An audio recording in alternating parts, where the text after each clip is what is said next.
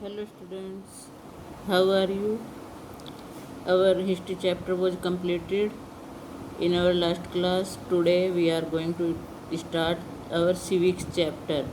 Chapter 3, Why do we need a parliament? हमें parliament की ज़रूरत क्यों पड़ती है?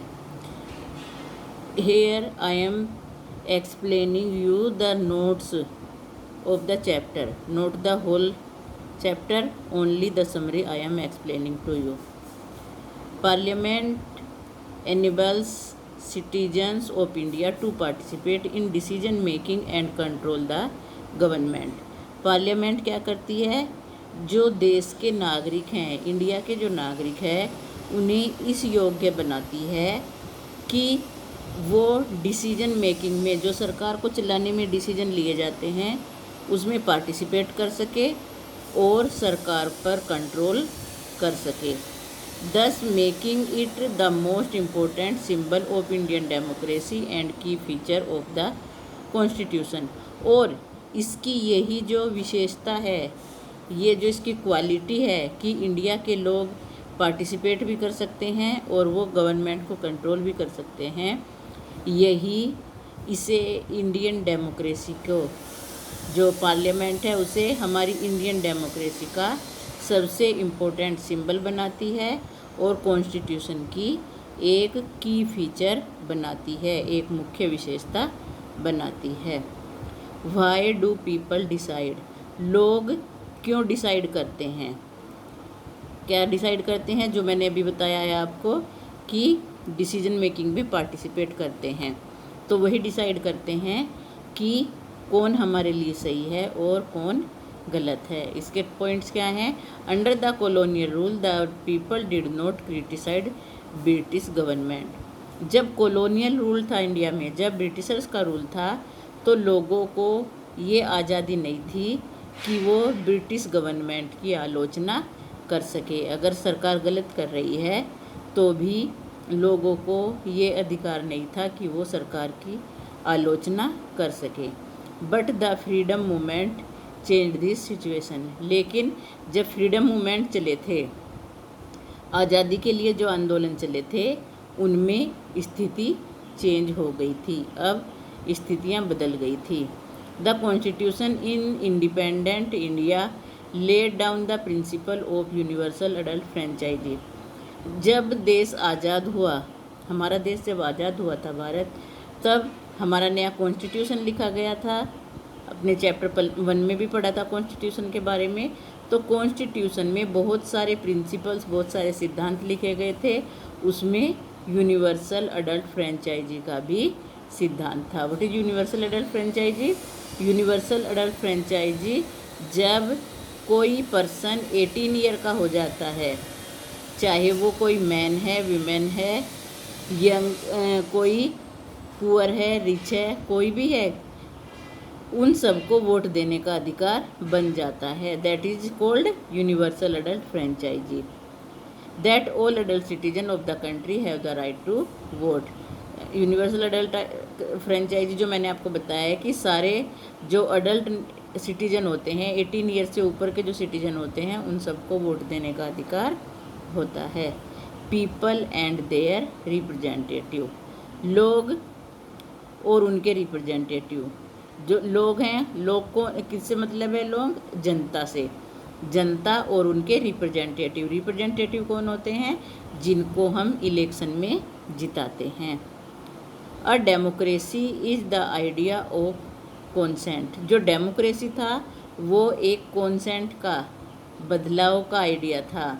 The desire, approval and participation of people. कैसा बदलाव? लोगों की इच्छा, उनको अप्रूव करना और उनको पार्टिसिपेट कराना। यानी जो आम जनता है वो डिसीजन मेकिंग में, पार्लियामेंट के कामों में, सरकार में जाने की अगर इच्छा रखती है, उसे अप्रूव किया जाता है और पार्टिसिपेशन करने की परमिशन मिल जाती है। The basic idea in democracy is that the individual or the citizen is most important person. और डेमोक्रेसी का सबसे बेसिक आइडिया क्या है कि कोई भी इंडिविजुअल, इंडिविजुअल से मतलब कोई भी नागरिक, वो सबसे इम्पोर्टेंट पर्सन होता है। And that in principle the government as well as other public institutions need to have the trust of the citizens. और सिद्धांतों के रूप में जो लिखी हुई बातें होती हैं उनके आधार पर सरकार को और दूसरे जो भी पब्लिक इंस्टीट्यूशन है, पब्लिक के लिए काम करने वाले इंस्टीट्यूशन है, उन्हें अपने नागरिकों पर विश्वास करना चाहिए।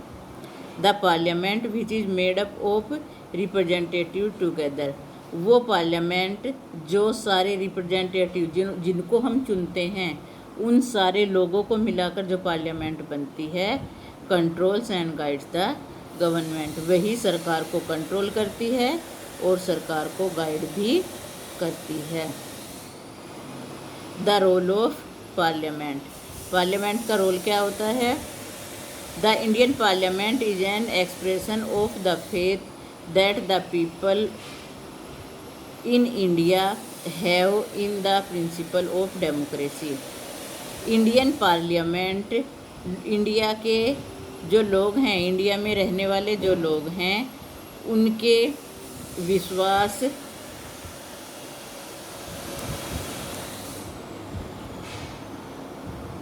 को डेमोक्रेसी में दिखाती है।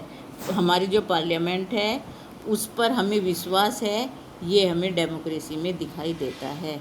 The parliament in our system has immense power, हमारे सिस्टम में जो हमारा सरकार का सिस्टम है उसमें पार्लियामेंट के पास बहुत सारी पावर होती हैं। It is the representative of all people, और जो पार्लियामेंट होती है वो सारे लोगों की रिप्रेजेंटेटिव होती है क्योंकि लोगों ने उसे अपने लिए चुना है।